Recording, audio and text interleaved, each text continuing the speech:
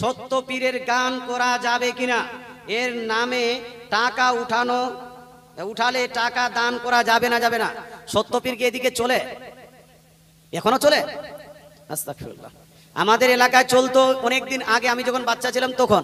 এখন কিন্তু এগুলো টোটালি বন্ধ হয়ে গেছে। আচ্ছা, সত্য পীরের গানটা কিভাবে করা হয়?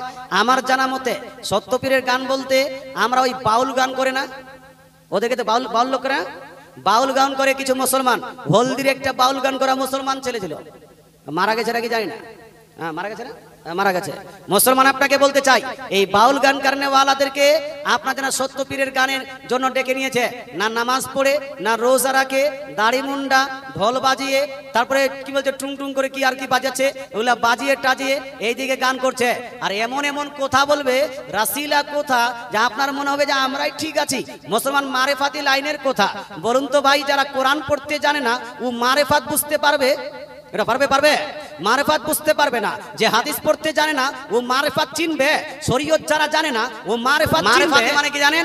অজ্ঞ মূর্খর নিজের বানানো কথাগুলো হলো মারেফাতি। অজ্ঞ মূর্খদের নিজের বানানো আনলজিক্যাল, যেটা লজিক নয়, লজিকের বাহিরে, সেটা হয়ে গেছে মারেফাতি।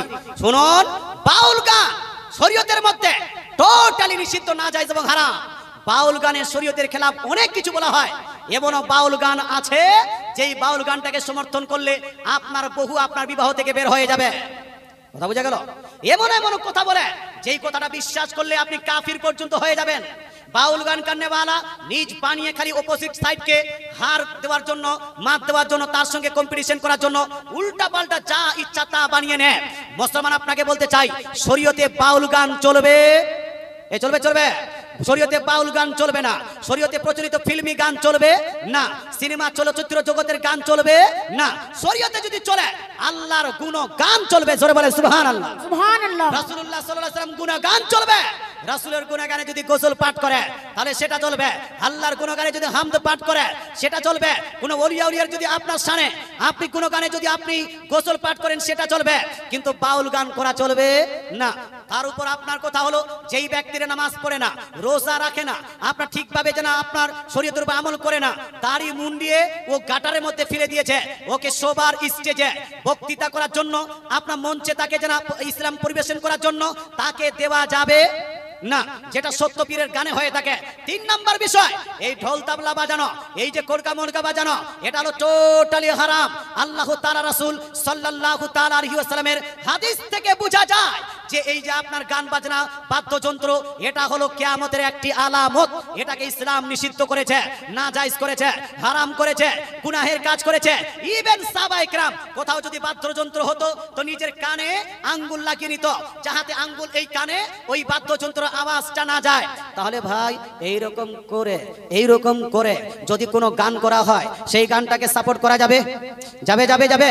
মুসলমান আপনাকে বলতে চাই, পীর নিজের নাম রেখেছে সত্য পীর। কি নাম রেখেছে? সত্য পীর। সত্য পীর মানে সঠিক পীর, ভালো পীর। তো নামটা ভালো পীর দিয়ে দিয়েছে, এখন পাবলিক বলছে যে সত্য পীর নামটাই তো সত্য, তাহলে কেন ঠিক হবে না? হে মুসলমান, ওই পীরেরই আজ পর্যন্ত গান চলছে। কথা বোঝা গেল? সত্য পীর আসলে হলো ভণ্ড, সত্য পীর আসলে হলো শরীয়ত বিরোধী, সত্য পীর আসলে হলো মূর্খ। সঠিক পীর যদি খাজা করিম নামাজের মতো কেউ পীর হয়, আমরা তাদের মানতে কোনো সমস্যা, আমাদের মানতে কোনো সমস্যা নাই। কেউ যদি দাতা বাবার মতো পীর হয়, আমাদের মানতে কোনো সমস্যা নাই। কেউ যদি নিজামউদ্দিন আউলিয়ার মতো পীর হয়, মানতে কোনো সমস্যা নাই। আলাউল হক পান্ডাবির মতো যদি পীর হয়, মানতে কোনো সমস্যা নাই। কেউ যদি আপনার আলা হযরত আসিমুল বারকাত মুজাদ্দিদুদ্দিন মিল্লাতের মতো পীর হয়, মানতে কোনো সমস্যা নাই। মাকতুমে পাকের মতো যদি পীর হয়, মানতে কোনো সমস্যা নাই। আকিয়ে সিরাজ যদি এইরকম যদি পীর হয়, মানতে কোনো সমস্যা নাই। কিন্তু ভণ্ডদের আমরা মানি, বলুন না, ভণ্ডদের আমরা সাপোর্ট করি না। যত ভণ্ড ইসলাম শরীয়তের খেলাফ কাজ করছে, এদের সঙ্গে সুন্নিদের আপনার আসল কোনো সম্পর্ক থাকতে পারে না। এই জন্য সত্য পীরের গান করা, এই সত্য পীরের আপনার সত্য পীরের নামে বাউল গান করা, মারফাতের নামে শরীয়ত বিরোধী গান করা, এটা হলো টোটাল হারাম। এই গান যারা করছে, যারা গান করার অনুষ্ঠান করছে, এরা হলো হারাম কারনেওয়ালা। আর যদি এটাকে আপনি শুনতে যান তাহলে আপনিও হারাম করবেন। বাউল গান, কীর্তন শোনা যতটা গুনাহ, ওই সত্য পীরের গানটা শোনা ততটাই গুনাহ। কিনা, তদ্রূপ যদি কোনো ব্যক্তি এই সত্য পীরের গানের জন্য কেউ যদি চাঁদা তুলতে আসে, চাঁদা দেওয়া যাবে না।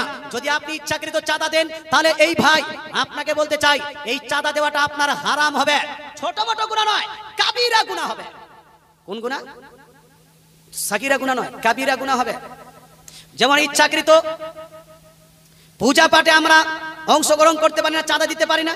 এখন জবরদস্তি কোথাও যেন রাস্তায় গেছে, না দিলে মারটা দিবে, এই দিবে সেই দিবে, ব্যাপারটা তখন আলাদা। কথা বোঝা গেল?